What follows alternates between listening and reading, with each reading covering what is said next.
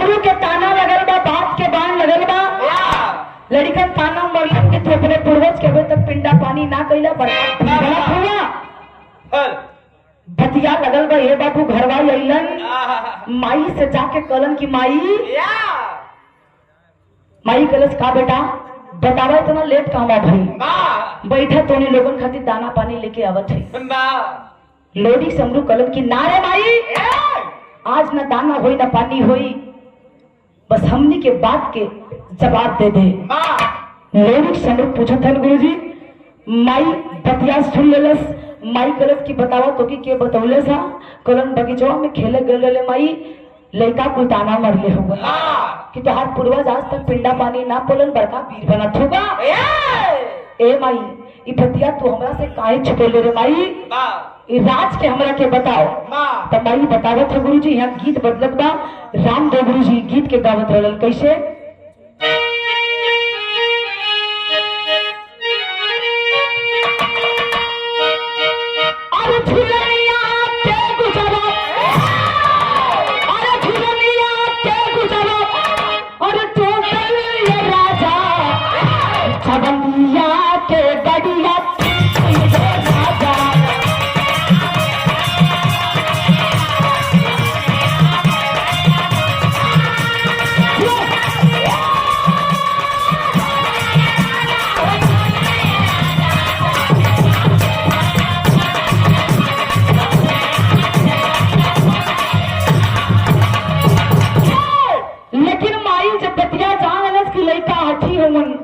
बिना चलने मनिहा ना तमाई खोइलन अपने दोनों लड़का से पूरी बतिया बतावा था कि काहे खाते तो आज पूर्वज आज तक पिंडा पानी माई बताइए का गुरुजी।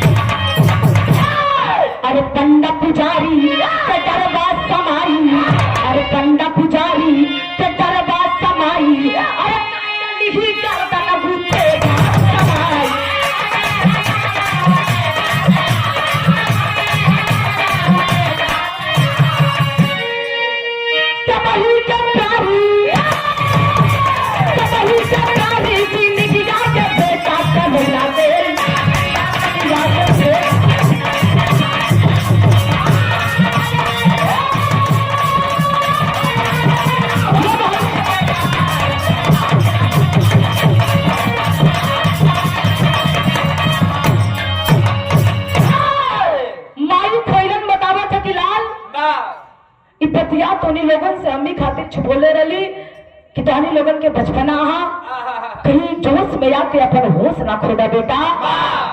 अपने राज के जवन राजा जेकर नाम दीपचंद राजा बा, जे केहू घाट पे गईले बा पिंडा पानी करे बेटा, उकर घरदरवा अलग कर देता। तोरे पूर्वज ना बल्कि निराज के कोनो घर के पूर्वज आज तक पिंडा पानी। अरे बाप रे बाप, माई की बतिया सुन के लोडी समरू के आग लगल कि माई तू काहे के हमरा से बात के छुपोले रे माई।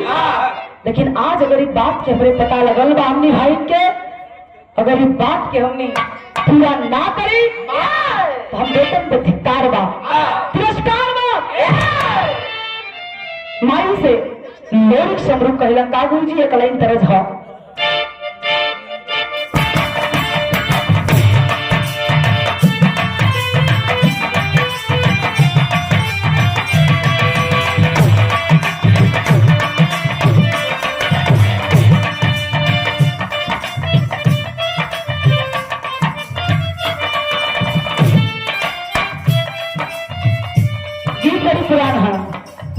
कौन गीत है गुरु जी? हाथ नाक चढ़ जाई,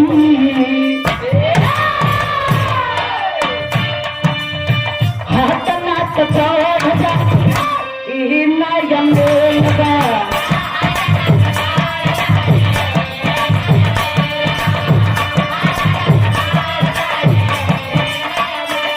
लेकिन गीत के छोड़ा भैया भाव पे गौर करा यार लोरी कर समरू माई से कलन की माई एगो बात हमने कहे चाहते हैं बतिया के ध्यान दा का कहलन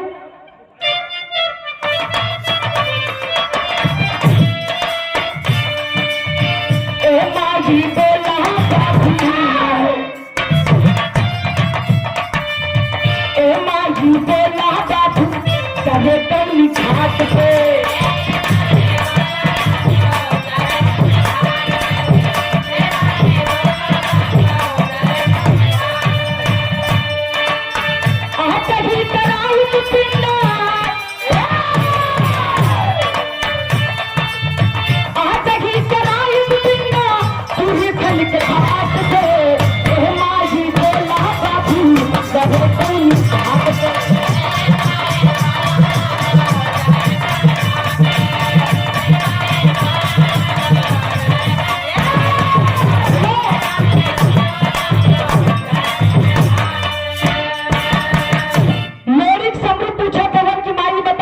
घाट पे बाबू के चरावल गई है आज ही वो घाट पे जाके अगर पिंडा पानी ना करेली तो हम लड़कन पे धिक्कार बा तिरस्कार बा माई रोकत था समझावा था कि बेटा वहां पे मत जा तार बाबू जी तो हमरा के छोड़ के चल गईलन तो ही दिनों के सहारा बाटे अगर तू लोग चल जाए राजा कुछ कर दे तो हम केकरे सहारे जियब माई समझावा था भैया समझावा था गुरु जी लेकिन गीत बदलत बा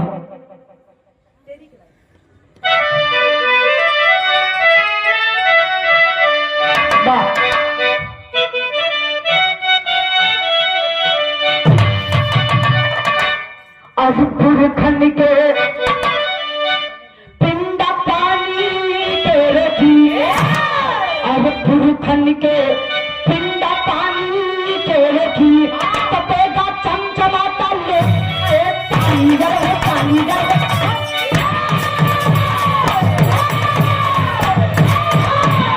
तेगा चमचमाता लोरी का पानी पुरखन के पिंडा पानी को रखी दोनों भाई चलल हो लेकिन मतारी होकर बा हाथ जोड़ के विनती करत बा कि बेटा मत जा अगर चल जाएगा तो कुछ हो जाए तो हम केकरे सहारे जियब रे बेटा दोनों भाई कलन की माई अगर हमने दोनों भाई आज रुक गई तो तुम्हारे बेटा जिंदा तो रही लेकिन मरल रही मुर्दा के समान रही दोनों भाई चलत हुआ लेकिन माई रोकत बा कैसे गुरुजी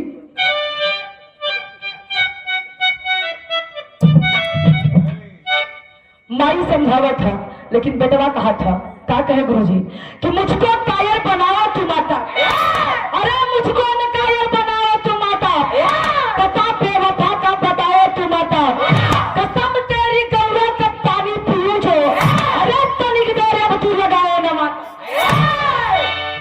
माई समझा के भेजत बा लेकिन यह भाव मिले था गुरुजी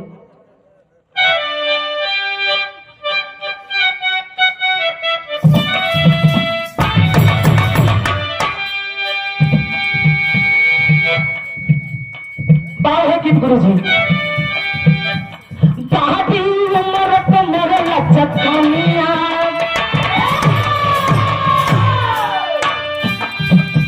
बादी उम्र पे मेरे लचक कमिया बढ़िया में घूम के कोई चल कमिया के चुरे दुनिया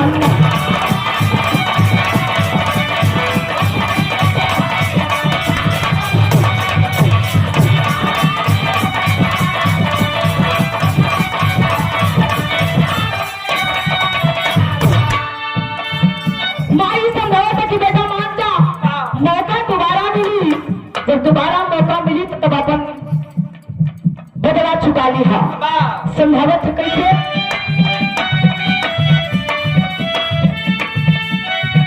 अरे तकिया माना मोरे ललनवा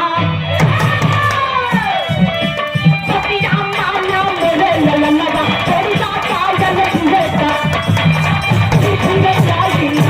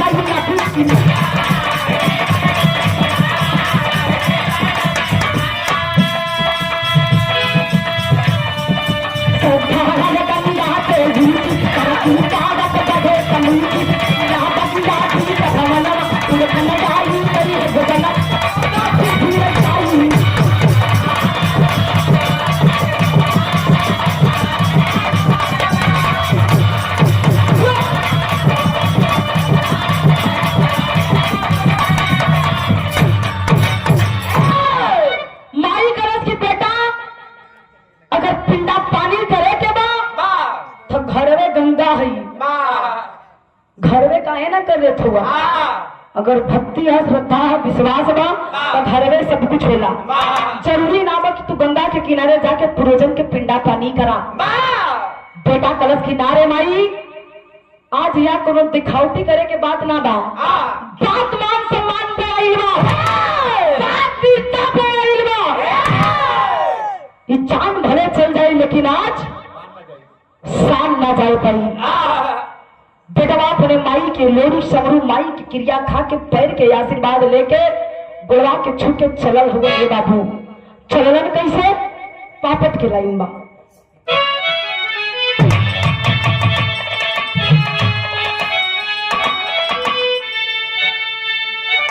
अरे गंगा घाट पे देवई पिंडा चलना अपन पुरखन के। गंगा घाट पे देवई पिंडा चलना अपन पुरखन के। लोरी के समरू चली गई है अपन पुरखन के।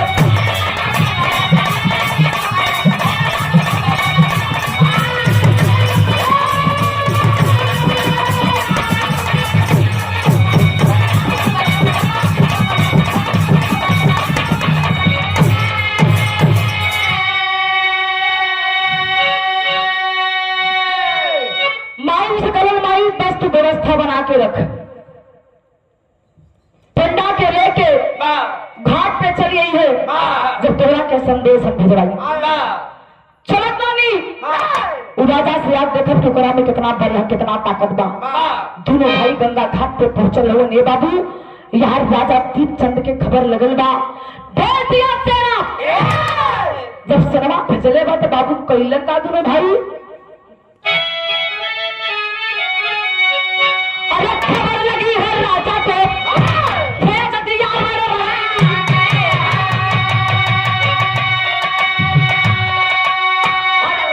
काट के लाशा बिछावे लोरी के समरू ए भैया सेना आइल बा। दोनों भाई बचपना बा जब सेना आई तो देखलस कलस कि दो गो भाई होवन। इनका तक नहीं में हम लोग खत्म करके चल जाए। अब दोनों भाई के हलुक समझ के घेरा बनौलन। जब घेरा सेना बनौलस तो ये बाबू दोनों भाई तलवारिया निकलन। धार चमचमा था, तलवार निकाल के सेनन के जैसे मुरई काटल जाला वही तरह काट के बिछा देलन। खबर लगे राजा के, राजा करण ऐसा भी कौन आ गए हमरे पूरा सेना खत्म कर देलस। राजा चललन, जब राजा आके देखलन तो दू गो भाई वीर अहिर सेना ए भैया दोनों भाई आई लगन वही घाट पे बैठे लगन। राजा आई लगन तब देखलन दू गो भाई कलन करी बप्पारी बा इहो दोनों हुन के एनन के पिछवा केहू औरी बा। और दोनों बचपना हइया है एकदम टमाटर जैसे गाल, मुस्किया देते लगे कि बाप रे बाप लड़का होगन। राजा कलन लड़का तो बड़ा नीमन होगन। ई लोग का युद्ध करी हम जाके पूछे लगे कि कौन यहाँ पे भी है। लोरी समरू कलन गए राजा मोतिया दिन भइल बकाते रखे दू गो भाई ना देखा थई। राजा आश्चर्यचकित कि दू भाई इतना सेना के मार के गिरा देलन। सारी सेना लेट गई। और बाप रे बाप भाई बा राजा के तो कैलन का गुरु जी आल्हा के लाइन बा।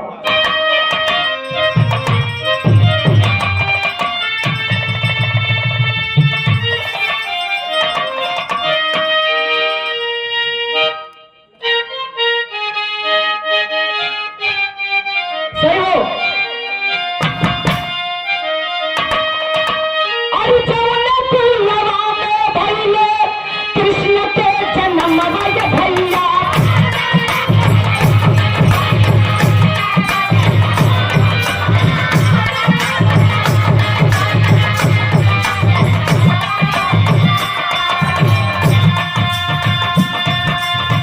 जौने कुलवा में यान सिया चसीना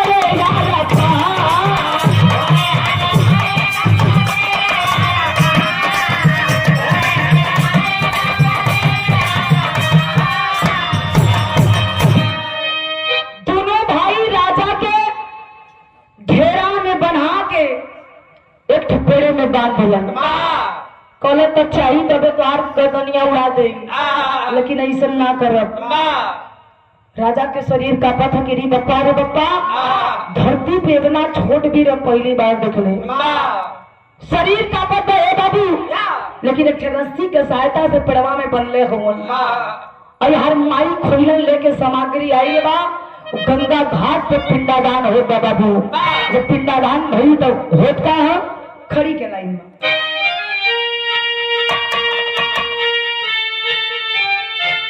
सही है अरे हवन कुंड में पूजल तब पूरा बच के नमवा अरे हवन कुंड में पूजल तब पूरा बच के नमवा पहले गंगा की लहर में पिंडा दाना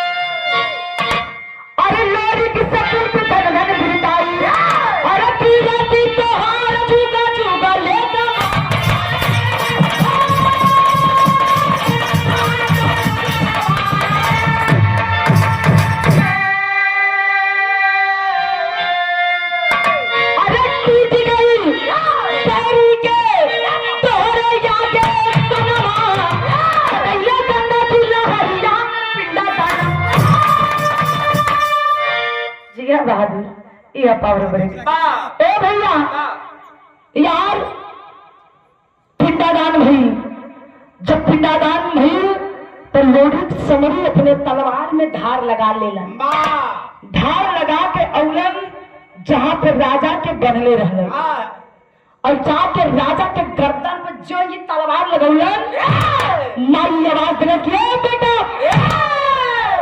रुक जो लाल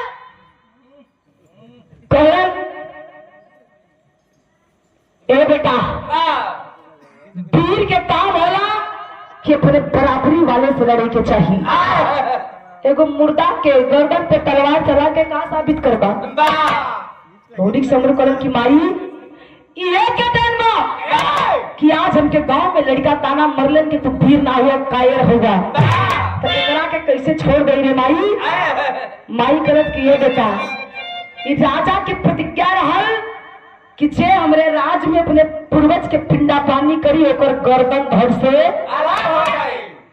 आज एक प्रतिज्ञा टूटल भा एक शान खत्म भइल बा जो मर्द के शान खत्म हो जाला वो मर्द ना रह जाला उ तो एगो मौगा बन के जिएला। तो ई मौगा के ऊपर तलवार काहे चलावत हो रे बेटा?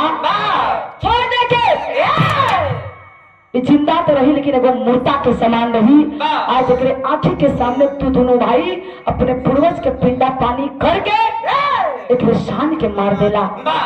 जेकर शान मर गई ओके मारल जरूरी ना बा। ए बाबू माई समझा देलस, बतावल गई त्रेता में माई सीता पिंडा पानी राजा दशरथ के कही, तब से पिंडा पानी के प्रथा चालू भई। लेकिन कलयुग में आके बंद हो गई है।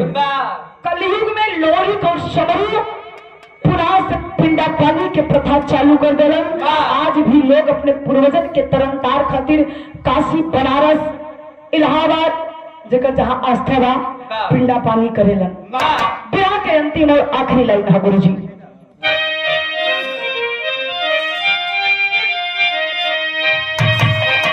अरे गर्व होला तोहरा के पुरुष समाज के, तो तारे यही रानी वीर तोहरा ऊपर नाच के।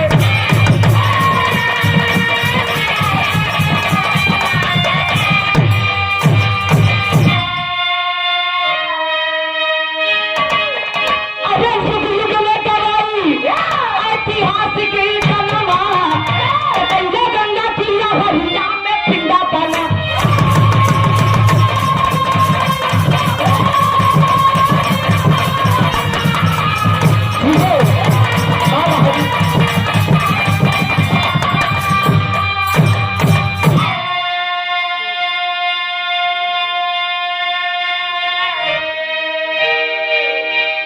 गुरु प्यार गुरु गणेश गुरु रामलाल